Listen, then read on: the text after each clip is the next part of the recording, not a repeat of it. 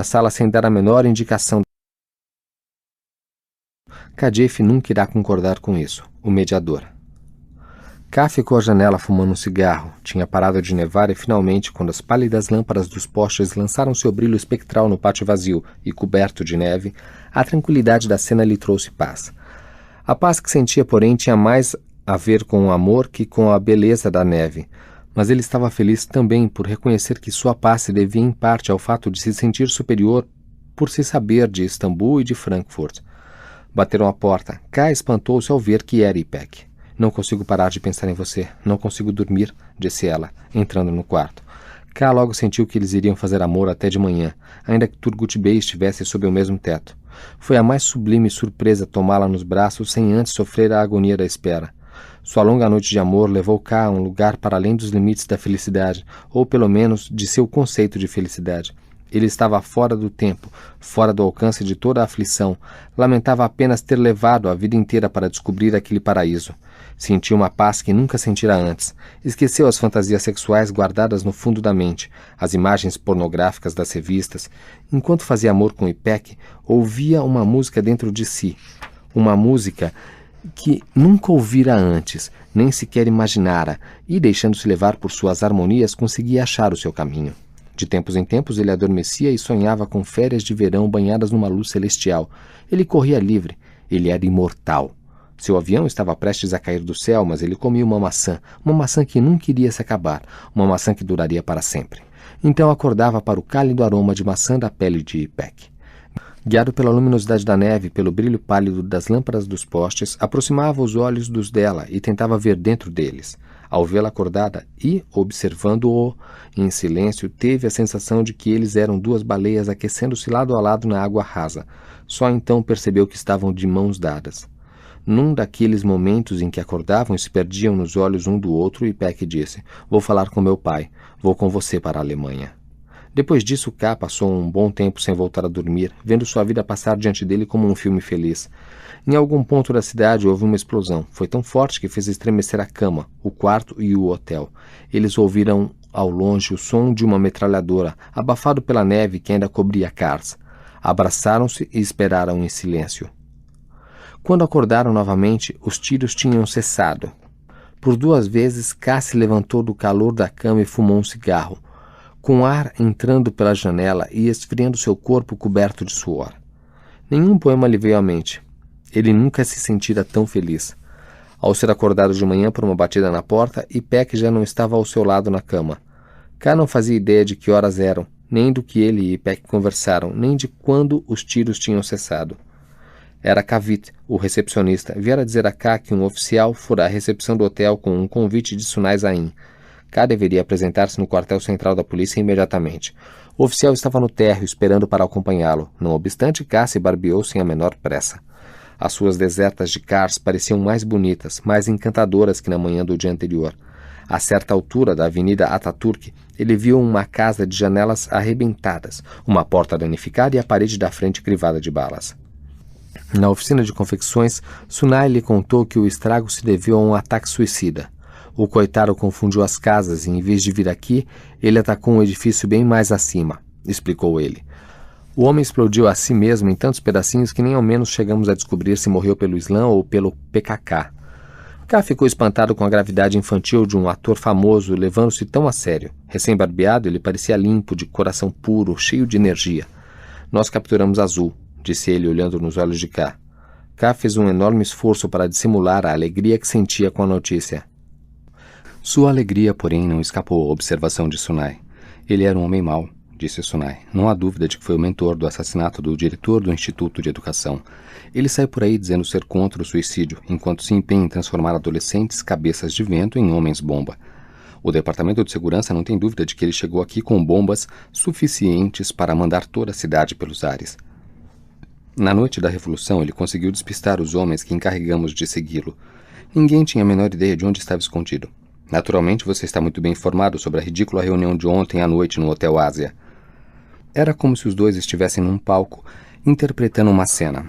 K aqueceu fingidamente com um gesto de cabeça teatral. Meu objetivo na vida não é punir essas criaturas perversas, esses reacionários e terroristas de nosso meio, disse Sunai. Na realidade, há uma peça que sempre sonhei em encenar, e é por isso que estou aqui. Há um escritor inglês chamado Thomas Kyde. Dizem que Shakespeare roubou dele o Hamlet. Descobri outra injustiça, uma peça esquecida de Kyde, intitulada A Tragédia Espanhola. Trata-se de luta sangrenta. Uma tragédia que termina em suicídio e, como no Hamlet, há uma peça dentro da peça. Durante 15 anos, Funda e eu esperamos uma oportunidade para encenar essa peça. Quando Funda Esser entrou na sala exibindo uma longa piteira elegante, K a cumprimentou com uma mesura exagerada, que naturalmente lhe agradou. Sem que K os encorajasse, os dois se puseram a falar sobre a tragédia espanhola. Queremos que nossa peça agrade as pessoas, que as anime, que as exalte, e para isso simplifiquei a trama, disse Sunai. Pretendemos apresentá-la hoje à noite ao público no Teatro Nacional e, ao mesmo tempo, transmiti-la pela televisão para que toda a cidade possa assistir. Eu também gostaria muito de assistir, disse K. Queremos que Kadif participe da peça. Funda fará o papel de sua inimiga Figadal. Kadif entrará em cena usando um manto. Então, desafiando as convenções ridículas que deram origem à disputa, ela vai descobrir a cabeça diante de todos. Com um largo gesto teatral, Sunai tirou um manto imaginário da cabeça e simulou rasgá-lo. Isso vai causar ainda mais problemas, disse K. Não se preocupe, agora não vai haver problema nenhum. Lembre-se de que agora o exército assumiu o controle. De todo modo, Kadif nunca irá concordar com isso, disse K. Kadif está apaixonada por Azul, disse Sunai. Se Kadif descobrir a cabeça, posso mandar soltar Azul imediatamente. Eles podem fugir juntos para algum outro país e viver felizes para sempre. O rosto de Funda Esser irradiava a ternura de uma tia bondosa, de um belo melodrama turco, vendo os dois amantes partindo em busca da felicidade na imensidão além do horizonte. Por um instante, K imaginou seu caso de amor com Ipek, inspirando-lhe o mesmo sorriso. Ainda tenho, K, as minhas dúvidas de que Kadif vá concordar em descobrir a cabeça num programa de televisão ao vivo, disse K. Para nós, você é o único capaz de convencê-la a fazer isso, disse Sunai. Negociar conosco é negociar com as forças do mal. Ela sabe que você está preocupado com as jovens que usam o manto e que está apaixonado pela irmã dela. Não se trata apenas de Kadif, vocês terão de convencer a Azul também. Mas é preciso falar com Kadif primeiro, disse K, ainda sentindo o impacto da brutal franqueza do último comentário de Sunai. Você pode fazer isso da forma que quiser, disse Sunai. Eu lhe dou a autorização que julgar necessária e nosso caminhão militar. E tenha permissão para negociar em meu nome. Houve um momento de silêncio. Sunai percebeu a hesitação de K. Não quero me envolver, disse K. Por que não? Bem, talvez porque eu esteja com medo. Estou me sentindo muito feliz agora. Não quero me tornar um alvo dos islamitas. Quando virem a cabeça de Kadif descoberta, os estudantes vão pensar que sou o ateu que tramou o espetáculo. E mesmo que consiga fugir para a Alemanha, eles conseguirão me localizar. Alguém vai me matar a tiros quando estiver andando tarde da noite na rua. Eles vão me matar primeiro, disse Sunai com orgulho. Mas admiro sua coragem de admitir que está com medo. Sou o maior de todos os covardes, pode acreditar. Os únicos que hão de sobreviver neste país são os covardes, mas não existe um covarde no mundo que não sonhe com um dia em que se sinta capaz da grande coragem. Você não acha? Como já disse, estou me sentindo muito feliz agora. Não pretendo bancar o herói. Os sonhos heróicos são o consolo dos infelizes. Afinal de contas, quando pessoas como nós dizem que estão sendo heróicas, isso normalmente significa que estamos prestes a matar uns aos outros ou a matar a nós mesmos. Sim, insistiu Sunai, mas não há uma vozinha em algum ponto dentro de você lembrando-o de que essa felicidade não vai durar muito? Por que você quer assustar nosso convidado? Disse Funda Esser. Nenhuma felicidade dura muito, disse K cautelosamente, mas não tenho nenhum desejo de fazer algo heróico que me faça ser assassinado, só porque sei que futuramente voltarei a ser infeliz. Se você não se envolver, como diz, eles vão... Ou melhor, eles não vão esperar que volte para a Alemanha para matá-lo. Eles vão matá-lo aqui mesmo. Você viu o jornal de hoje? Ele diz que vão morrer hoje? Perguntou K com um sorriso. Sunai pegou a Gazeta da cidade fronteiriça e mostrou, na primeira página, o artigo que K lera na noite anterior. Um homem ateu em Kars. Leu Funda Esser em tom enfático. Isso é do primeiro clichê de ontem.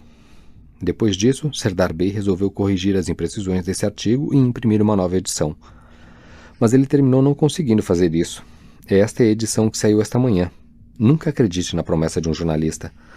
Mas nós vamos proteger você.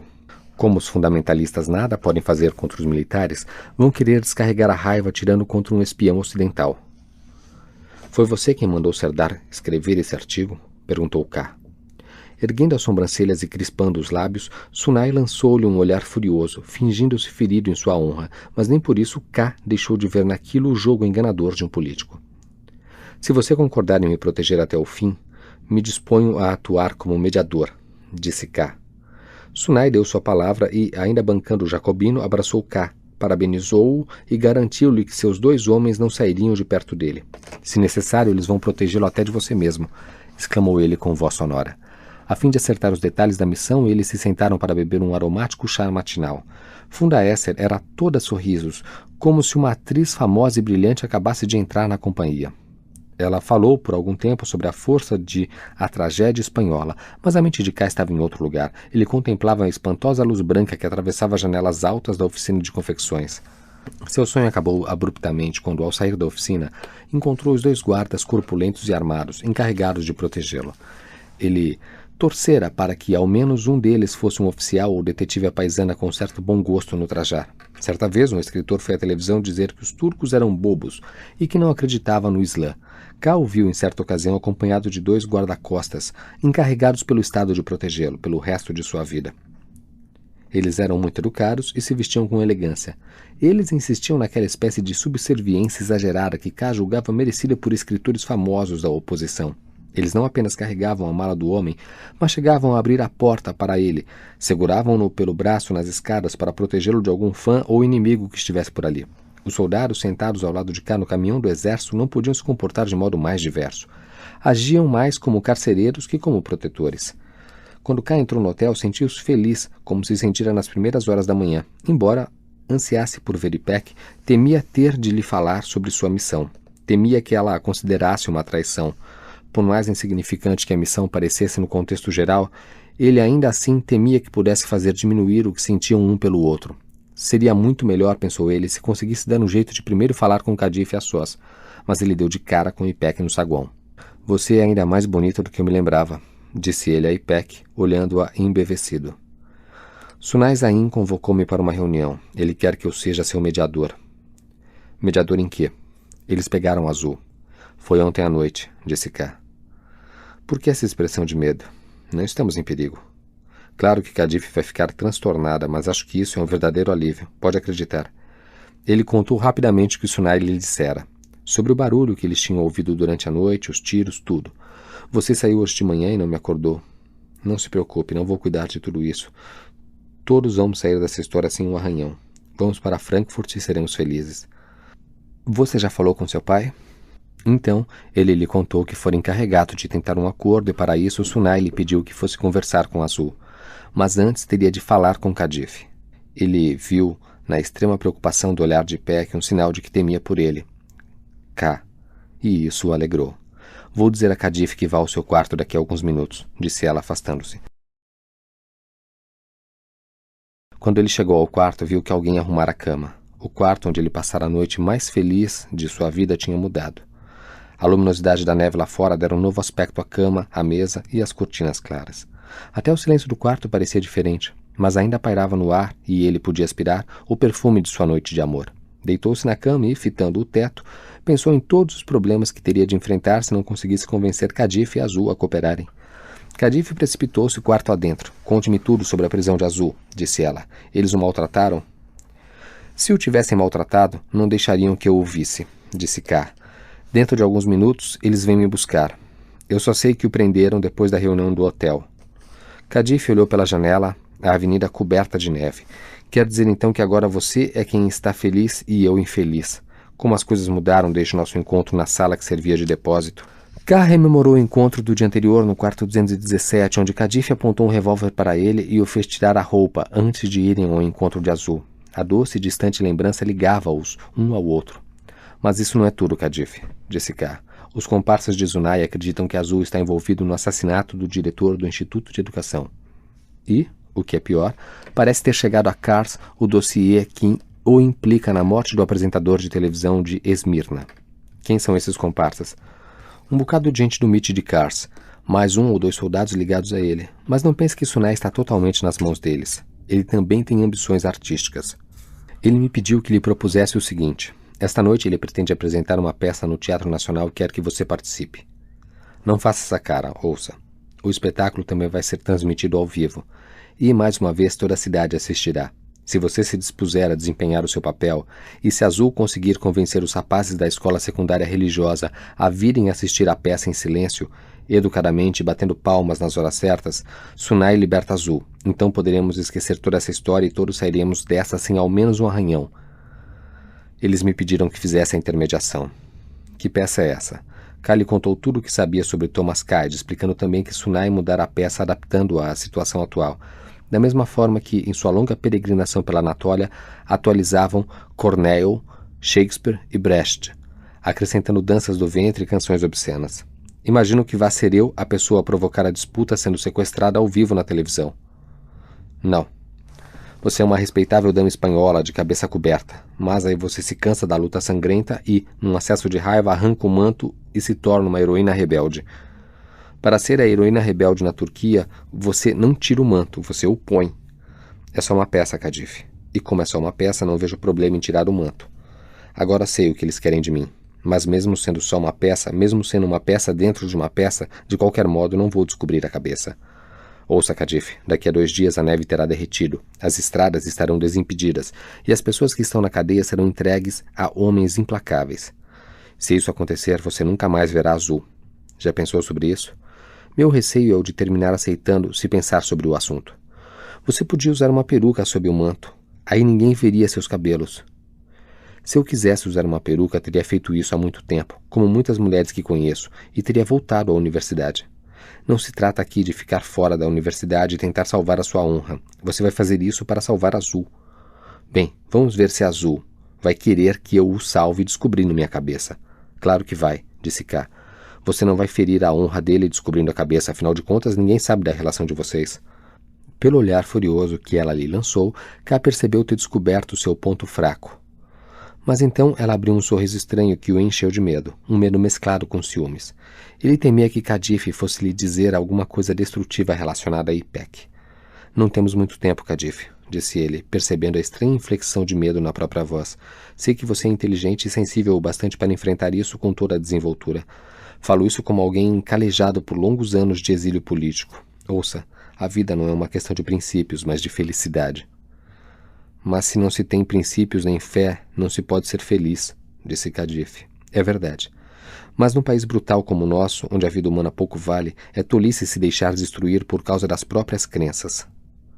Crenças, grandes ideais, só quem vive nos países ricos pode se dar a esses luxos. Na verdade, é exatamente o contrário. Num país pobre, o único consolo que o povo pode ter é o de suas crenças. K quis responder que as coisas em que o povo crê são falsas. Em vez disso, falou: Mas você não é um desses pobres, Kadif. Você é de Istambul. É por isso que faço as coisas em que acredito. Eu não simulo nada. Se eu resolver descobrir a cabeça, descubro mesmo. Não faço as coisas pela metade. Tudo bem, então. E o que me diz disso? Digamos que eles abram mão da plateia no teatro. Se a única coisa a ser vista pelo povo de Kars for a transmissão pela televisão. Aí, quando chegar a parte em que você se enfurece, eles só mostram a sua mão tirando um manto. Eles podem cortar para outra mulher, parecida com você, e mostrar apenas seus cabelos soltos, mas de costas. Isso é mais desonesto que usar uma peruca, disse Kadif. E no final, quando o golpe acabar, ora essa, todos vão pensar que eu descobri mesmo a cabeça. O que é mais importante? Cumprir a lei de Deus ou se preocupar com o que os outros dizem? O importante, no caso, se fizermos como lhe falei, é que, na verdade, você não terá descoberto a cabeça. Se você se preocupa tanto com o que o povo pensa, isso também não é problema. Quando essa loucura acabar, poderemos providenciar para que todos sejam informados dessa alteração na última hora. Quando se souber que você se dispôs a fazer tudo isso para salvar Azul, os rapazes da escola religiosa vão admirá-la ainda mais do que já admiram. Nunca lhe passou pela cabeça, disse Kadif num tom de voz subitamente diferente, que quando se procura por todos os meios convencer alguém de alguma coisa, termina-se por dizer coisas em que não se acredita? Pode ser. Mas agora não se trata disso. Mas, fosse esse o caso, e você terminasse por convencer essa pessoa, não sentiria remorso por tê-la enganado? Quer dizer, por tê-la deixado numa espécie de limbo? Não se trata de deixar você num limbo, Kadif. Trata-se de usar a cabeça e ver que não há outra saída. Os homens de Sunai são implacáveis. Se eles resolverem enforcar Azul, não hesitarão. Você não está disposta a deixar que façam isso, está? Digamos que eu descobrisse a cabeça diante de todos. Isso seria admitir a derrota. E que garantia tenho de que eles libertariam Azul? Por que eu acreditaria em alguma promessa da parte do Estado turco? Tem razão. Vou ter de discutir isso com eles. Com quem você vai conversar? E quando? Primeiro vou me encontrar com Azul, depois volto a falar com Sunay. Os dois ficaram em silêncio. Agora não há dúvida de que Kadif estava propensa a aceitar a proposta, mas K precisava ter certeza, então consultou o relógio de forma ostensiva. Azul está nas mãos do Mitch ou do exército? Não sei, mas com certeza isso não faz muita diferença. Se ele estiver nas mãos do exército, pode não ter sido torturado, disse Kadif. Ela fez uma pausa. Queria que você lhe desse isto, disse ela, entregando a K um isqueiro antigo revestido de madrepérola e um maço de Marlboro vermelho. O isqueiro de meu pai. Azul vai gostar de acender cigarros com ele. K pegou os cigarros, mas não o isqueiro. Se eu lhe der o isqueiro, Azul saberá que vim falar com você primeiro. E por que ele não deveria saber? Porque aí ele vai saber que conversei com você e vai perguntar qual foi a sua decisão. Pensei em não contar a ele que me encontrei com você antes, nem que você se disponha a descobrir a cabeça, por assim dizer, para salvá-lo. Isso porque você sabe que ele nunca aceitaria? Não. Ele é um homem inteligente e racional e certamente concordaria que você fizesse alguma coisa como descobrir a cabeça, se isso o salvasse da forca. Você sabe disso tanto quanto eu. O que ele nunca aceitaria é que eu tenha procurado você antes, em vez de ir diretamente a ele. Mas aqui não se trata apenas de política, é também algo pessoal. Uma coisa entre mim e ele. Azul entenderia isso. Pode ser, Kadif. Mas você sabe tanto quanto eu que ele quer ter a primeira palavra. Ele é turco, um militante islamita. Não posso ir até ele e dizer, ouça, Kadif resolveu descobrir a cabeça para libertar você. Azul tem de achar que a decisão é dele. Vou perguntar a ele o que acha das várias opções. Se você deve usar uma peruca ou é melhor a montagem com os cabelos de outra mulher. É preciso que ele esteja convencido de que isso salvará sua honra e resolverá o problema. Pode acreditar, ele nunca vai se aventurar nessas zonas obscuras em que suas ideias intransigentes a respeito de honra não se podem conciliar com sua compreensão mais pragmática. Se você tiver de descobrir a cabeça, com certeza ele preferirá que você o faça abertamente, sem truques. Você tem ciúmes de Azul. Você o odeia, disse Kadif. Você nem ao menos o vê como um ser humano. Você é como todos os secularistas republicanos. Quando vê alguém não ocidentalizado, relega-o à condição de um réprobo. Um réprobo primitivo de baixa classe. Você diz a si mesmo que ele precisa de umas boas pancadas para se tornar um homem. Você gosta de me ver abaixar a cabeça diante do exército para salvar a pele de Azul? É imoral comprazer-se numa coisa dessas, mas você nem ao menos tenta escondê-lo.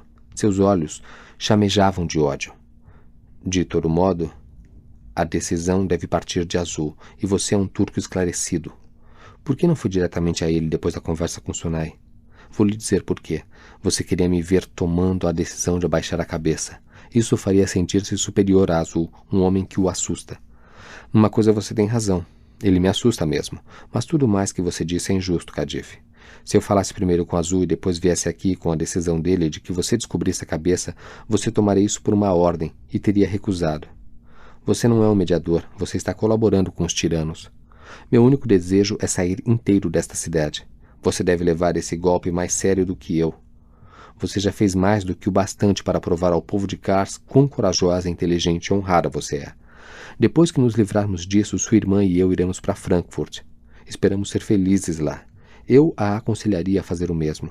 Fazer o que for preciso para encontrar a felicidade. Se você e Azul conseguirem sair daqui, poderão viver felizes como exilados políticos em uma cidade da Europa. E não tenho dúvida de que o pai de vocês haveria de querer acompanhá-la.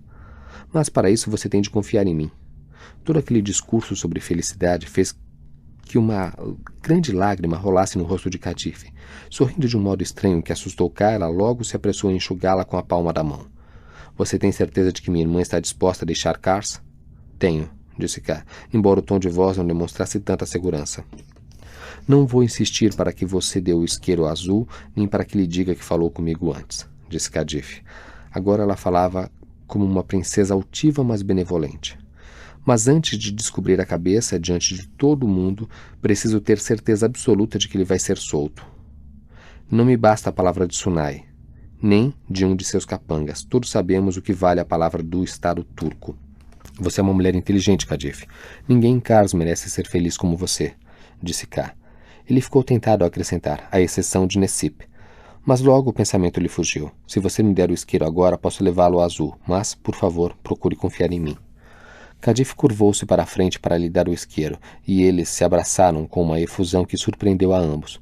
Por um instante fugaz, K desfrutou o prazer de tocar o corpo de Cadiff, muito mais leve e mais fino que o de sua irmã, mas evitou beijá-la. Um instante depois, quando se ouviu uma forte batida na porta, ele não pôde deixar de pensar que tinha sido uma boa decisão. Era Peck, que viera dizer-lhe que um caminhão do exército o esperava. Ela ficou a fitá-los com olhos mansos e perscrutadores, como a tentar descobrir o que se passara ali. K saiu do quarto sem beijá-la. No final do corredor, com uma sensação de vitória mesclada à de culpa, ele olhou para trás e viu as duas irmãs unidas num abraço. Não sou agente de ninguém. K com Azul em sua cela. A imagem de Cadiff e Peck abraçando-se no corredor permaneceu na mente de K. Sentado ao lado do motorista no caminhão do exército, na esquina das avenidas Ataturk e Halit Passa, esperando que o único semáforo da cidade lhes desse sinal verde, ele estava a uma altura que lhe permitia olhar pela janela sem pintura do primeiro andar de uma velha casa armênia. Alguém a abrira para ventilar um pouco e, quando um vento leve sacudiu as cortinas, K olhou para dentro e pôde perceber imediatamente que estava testemunhando uma reunião política secreta. Na verdade, ele teve uma percepção tão clara do que estava se passando lá dentro que era como se fosse um médico examinando um raio-x. Então, embora uma mulher pálida e assustada logo tivesse corrido a fechar as cortinas, ele pôde perceber com extraordinária clareza o que se passava na sala iluminada. 2 calejados militantes curdos de Kars estavam falando com um aprendiz de funcionário de casas de chá, cujo irmão mais velho fora morto na batida da noite anterior. O aprendiz, todo enfaixado e banhado de suor por estar perto da estufa, ouvia os militantes lhe dizerem como seria fácil entrar no quartel central da polícia na Avenida Fike Bay e explodir uma bomba. K não imaginava, todavia, para onde estava indo. Em vez de levá-lo para o quartel central da polícia ou entrar na grande praça antiga dos primeiros anos da República, onde ficava o quartel-general do MIT, o caminhão do exército passou direto pelo cruzamento com a Avenida Fike Bay e continuou avançando pela Avenida Ataturk, terminando por entrar no complexo militar no centro da cidade. Na década de 60, planejava-se transformar o espaço num parque, mas depois do golpe militar no começo da década seguinte, construíram um muro em toda a sua volta. E, logo, começou a funcionar como uma guarnição, que compreendia alojamentos militares, um novo quartel-general, campos de treinamentos e crianças entediadas andando de bicicleta entre choupos raquíticos.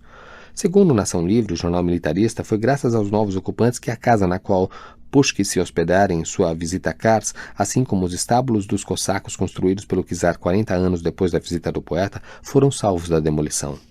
A cela na qual eles mantinham Azul ficava logo diante dos estábulos. O caminhão do exército deixou K diante de um agradável edifício de pedra, que ficava sob um oleandro. Ele notou que seus galhos vergavam sob o peso da neve. Dentro havia 2 homens afáveis que K acertadamente achou que fossem agentes do MIT. Eles pegaram um rolo de ataduras e um gravador mais que obsoleto, considerando-se que se estava na década de 90. Depois de prenderem o gravador no peito de K com as ataduras, eles lhe mostraram como ligar e desligar. Ao falarem sobre o prisioneiro que estava no andar de baixo, era como se lamentassem que tivessem sido preso e quisessem ajudá-lo. Ao mesmo tempo, deixaram claro que K deveria obter a confissão do prisioneiro, principalmente quanto aos assassinatos de que fora autor ou mandante. Não passou pela cabeça de K que eles pudessem ignorar o verdadeiro motivo que o levara ali. À época do czar, quando a cavalaria usava o pequeno edifício de pedra como quartel-general, descia-se uma fria escadaria de pedra e chegava-se a uma grande sala sem janelas, onde os soldados eram punidos por indisciplina. Depois da fundação da República Turca, a cela servira de depósito por algum tempo, e então, à época do terror atômico da Guerra Fria, fora transformada em perfeito abrigo antinuclear.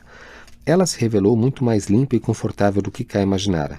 A sala era bem aquecida por um aquecedor Arçelik, doado vários anos antes por Mutar, o maior distribuidor da região, na tentativa de conquistar a simpatia dos militares. Mas Azul, que estava na cama, lendo um livro, ainda achou necessário cobrir-se com um cobertor do exército limpo. Ele se levantou ao ver K e colocou os sapatos, cujos cardaços tinham sido retirados. Assumindo uma atitude formal, mas ao mesmo tempo tentando sorrir, ele apertou a mão de K. E, com um ar decidido de alguém pronto para tratar de negócios, apontou uma mesa de fórmica encostada à parede. Depois de se sentarem em lados opostos da mesa, K viu um cinzeiro cheio de pontas de cigarro. Então tirou um maço de Marlboro do bolso e passou-o a Azul, comentando que ele estava muito bem instalado. Azul lhe disse que não fora torturado. Depois riscou um fósforo e acendeu o cigarro de K antes de acender o seu. Bem, diga-me uma coisa. Para quem você está espionando hoje? Parei de espionar, disse K. Agora estou atuando como mediador. Isso é pior ainda. Os espiões traficam fragmentos de informação em geral inúteis e quase sempre por dinheiro. Quanto